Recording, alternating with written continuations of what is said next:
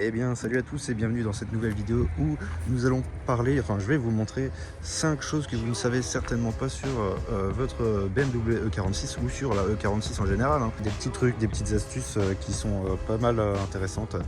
Donc on va commencer avec la première astuce. Quand le compteur est éteint, vous appuyez sur le petit bouton là pour afficher le compteur kilométrique, accessoirement l'heure, sans avoir forcément les clés ou quoi que ce soit. Aussi, sur le compteur, il y a une petite astuce aussi pour savoir si le kilométrage a été modifié ou pas, altéré dans l'ordinateur de la voiture.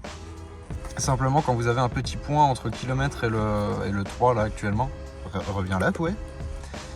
Ça veut dire que le kilométrage a été altéré, voilà, tout simplement. Donc les gens qui ont un petit point, c'est que soit le compteur a été changé, soit ça a été mamaillé, hein. Ensuite, deuxième astuce que vous ne saviez probablement pas, c'est qu'en mettant une fois l'appel de phare, hein, donc pas en poussant le commodo des feux de route, en mettant une fois, hop, vous activez le Follow Me Home.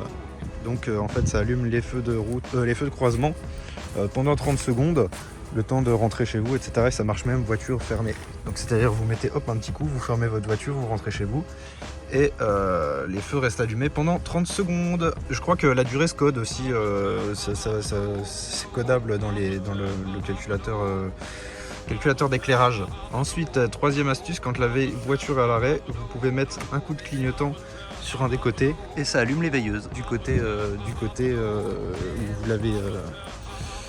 où vous l'avez arrêté. Je sais pas si on verra bien, si ça se voit quand même. Ça allume donc les veilleuses du côté. Je crois aussi que c'est codable pour allumer les clignotants, mais de manière fixe, pas les faire clignoter tout simplement.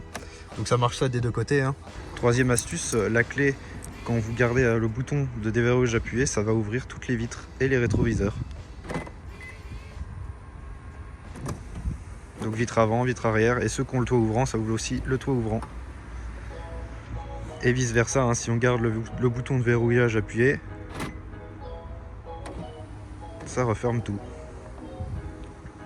Donc ça, toujours codable, hein, quasiment toutes les options sont codables, hein,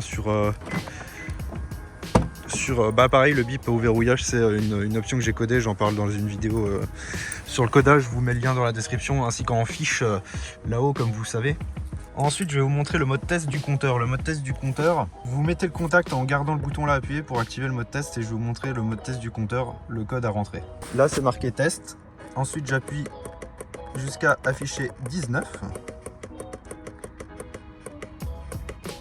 Hop, j'attends. Donc, j'appuie jusqu'à arriver jusqu'à 19. Hop. Une fois à 19, j'attends, je rappuie jusqu'à afficher 2 et une fois que le 0 s'affiche, vous pouvez appuyer pour déclencher le test du compteur. Donc ça affiche tous les voyants et puis ça fait tourner les aiguilles tout simplement, et puis vous rappuyez pour le relancer, etc. Donc vous voyez bien que tous les voyants, il n'y a pas d'ampoule de LED grillée, etc. Et pour quitter le mode, vous quittez le contact, vous remettez le contact et vous êtes plus en mode test. Voilà, donc j'ai plein d'autres astuces, hein, comme ça, plein d'autres. Donc si une vidéo partie 2 vous intéresse, faites-le moi savoir et puis je vous ferai une vidéo partie 2 sur les fonctions cachées. Il y a plein de fonctions, il y a des fonctions avec la clim, il y a des fonctions avec les feux encore, il y a des fonctions avec l'alarme. J'ai plein de trucs à vous montrer, plein de petits trucs cachés que vous ne savez pas forcément.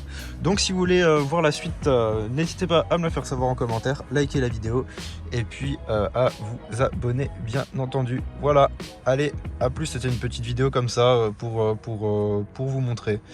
Allez, à plus.